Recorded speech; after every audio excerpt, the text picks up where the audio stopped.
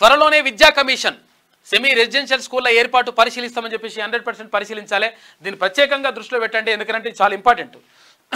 గురుకుల పాఠశాలల వల్ల మంచి జరగవచ్చు, కానీ ఇక్కడ తల్లిదండ్రులకు పిల్లలకు మధ్య గ్యాప్ వచ్చేటువంటి అవకాశం ఉంటుంది.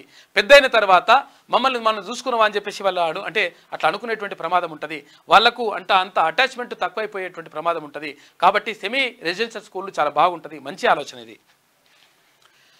ఈ నెల 9 నుంచి 20 వరకు బడిబాట, సింగిల్ టీచర్ స్కూళ్లను మూసేయబోం, వ్యవసాయానికి ఓ కమిషన్ వేస్తామని చెప్పేసి తెలంగాణ సీఎం రేవంత్ రెడ్డి అంటా ఉన్నారు. నిరంతరం పనిచేసే వ్యవస్థ ఏర్పాటు, త్వరలో వ్యవసాయ కమిషన్లను ఏర్పాటు చేస్తామని, నిరంతరం సమస్యలను పరిష్కరించే వెసులుబాటు కల్పించబోతున్నామని తెలంగాణ ముఖ్యమంత్రి రేవంత్ రెడ్డి అన్నారు.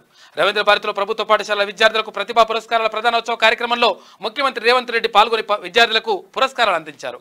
ఈ సందర్భంగా ఆయన మాట్లాడుతూ ఇలాంటి కార్యక్రమాన్ని ప్రభుత్వం అధికారికంగా నిర్వహిస్తే బాగుండేదన్నారు. వందే మాతరం ఫౌండేషన్ ఇలాంటి మంచి కార్యక్రమం ద్వారా మా బాధ్యతను గుర్తు చేసిందని, ప్రైవేటు పాఠశాలలతో పోటీపడి ప్రభుత్వ పాఠశాలల విద్యార్థులు రాణించడం ప్రభుత్వానికి గర్వకారణమన్నారు. ఇక కార్పొరేట్ పాఠశాలలతో మా విద్యార్థులు పోటీపడడం మా గౌరవాన్ని మరింత పెంచిందని విద్యార్థులకు హృదయపూర్వక అభినందనలు తెలిపారు.